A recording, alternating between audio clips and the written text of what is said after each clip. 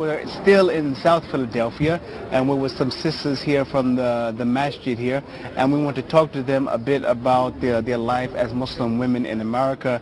So I'm going to ask them to introduce themselves and talk a bit about how they become Muslim and talk about some of the challenges and issues facing Muslim women here in America. Assalamu alaikum. Wa alaikum salam wa rahmatullahi wa barakatuh. My name is Fatima Abdul Haq. I have been Muslim for almost 20 years. I was introduced to Islam by a dear friend of mine some almost 30 years ago.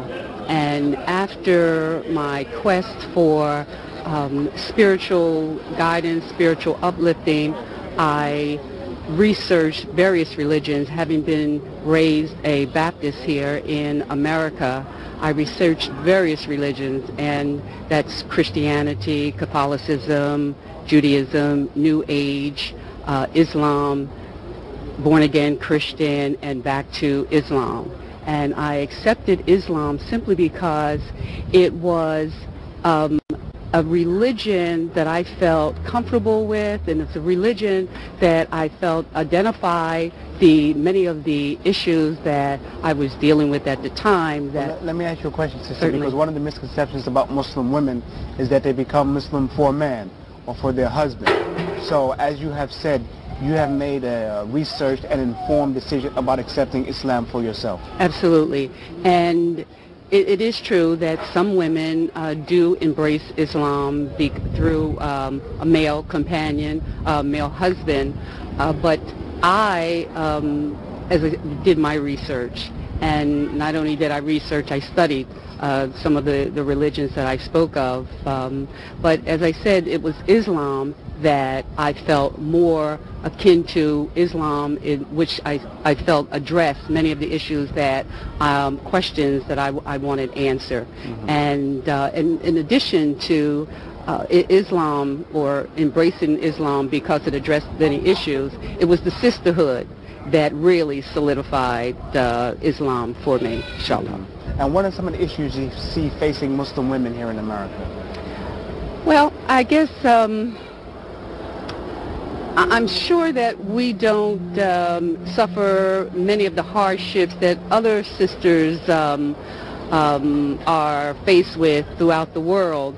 We haven't been born here in America. We have been afforded many freedoms here, freedom to work, freedom to own our own business very comfortably, and many sisters here in America own their own businesses. Mm-hmm. I personally have not experienced any hardships. As a matter of fact, I think one of the things that Muslim women here face is the misconception of what a Muslim woman is. Mm-hmm. And as a result of that, we created a radio show. But let me ask you, what is the most common misconception you encounter that people who are not Muslim think define Muslim women? Oh, that she walks 5 paces behind her husband, and that she is completely and totally submissive to her husband. We respect our men here in America. We respect our Muslim brothers, and we work together. And that's one of the misconceptions that the sisters, other women who are non-Muslims, feel about Muslim women, is that they don't have their own identity. We do, in fact, have our own identity. We own, as I said, we own our own businesses. We work outside of the home, but we do respect the male's role in Islam. Okay, Sister Shukran, thank you very much. Assalamu alaikum. Wa alaikum assalam wa rahmatullahi wa barakatuh. So just to introduce yourself to the audience and tell us a brief bit about how you became Muslim. My name is Rashida Abdul Khabir. I took my Shahada 27 years ago. It was at the end of a long spiritual journey as well. But I was fortunate in that in my studies, both in the secular studies and in my religious studies, I had a friend who gave me the Qur'an. I didn't know what it was at the time. It was given to me as a paperback. I thought it was a wonderful religious poetry. And I mentioned it to a friend of mine that I thought this is the best poetry I've ever read. And it was only Al-Fatiha. And I remember him saying so very clearly, oh, you don't have the real book. And he gave me a copy of the Qur'an in Arabic and in English with the commentaries. And I read it from cover to cover and took my Shahada. So much, for me, every question that I was looking for, that as far as what our duties here are, what our purpose in life is, all of those things were answered, and I had no problem taking my Shahada. When I took my Shahada here in Philadelphia, there were very few Muslim women that you actually saw on the street. There were, and I worked in Center City, and I would come out at lunchtime and virtually see no other Muslim woman on the street. Now, here we are in 2006, and I can hardly walk up a block without meeting another Muslim woman and giving the salam. So I've been able to witness the growth of Islam, particularly among women, because we're so visible here. And well, let me ask you a follow-up question there. How do you explain the rapid growth of Islam and the number of women who are accepting Islam? In spite of this climate today where there's a lot of disinformation about Islam, how do you explain that? I think particularly for the African American woman, Islam offers the comfort and the spirit that we felt as we've been given our history. You know, African Americans here were enslaved 400 years ago. The spiritual connections of our great-grandfathers, great-grandmothers, those things were passed on to us. And we've been seeking that same spiritual comfort, and I think Islam brings that to us. When you meet a sister, you know immediately the connection. You feel that spirit, that comfort. I think also Islam gives us a framework in which we can operate. It clearly gives our life direction. We know how we're to behave, and in that is a comfort. There's a peace in that, and we're seeking that very much. Alhamdulillah. Okay, shukran. Alhamdulillah.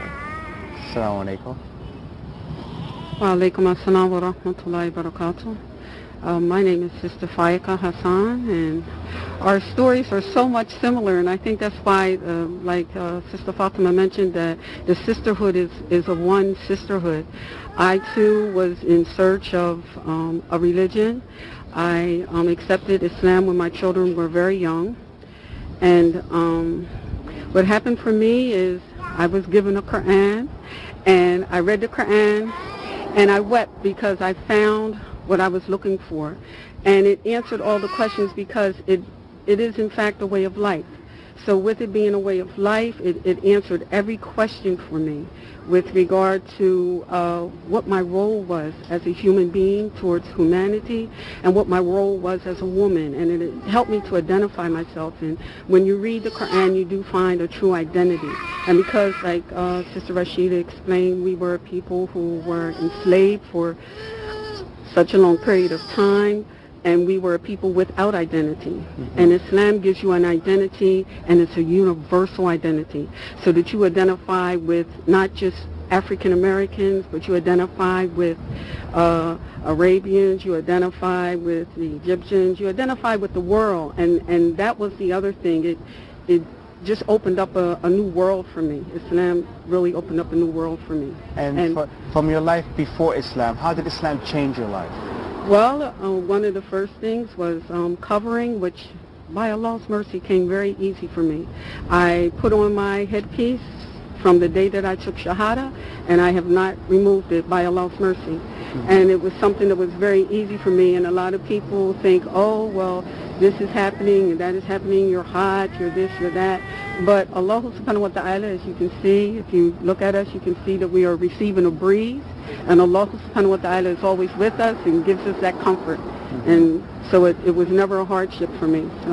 And in your daily interactions, you know, this question must come about Islam and terrorism, and Islam and extremism. And as in your form of dawah, how do you go about explaining to the people that terrorism and all these things have nothing to do with the proper religion of Islam? Well, if I'm asked directly any type of question, I let them know that like what happened, the 9/11 that happened was not in accord with the rule of Islam with regard to wars and things like that.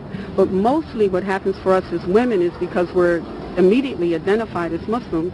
So just in our character, and I embrace all people, I embrace all humanity. I'm not standoffish with regard to other women who are not of my religion, and I think that being an embracing person enables people to accept me, and once you can accept me as a Muslim, then, you know, it goes on from there. Okay, shukran. Alhamdulillah. Okay, sisters, I'd like to thank you very much for spending some time with us and sharing with us some words and some of your insights about the life of Muslim women in America.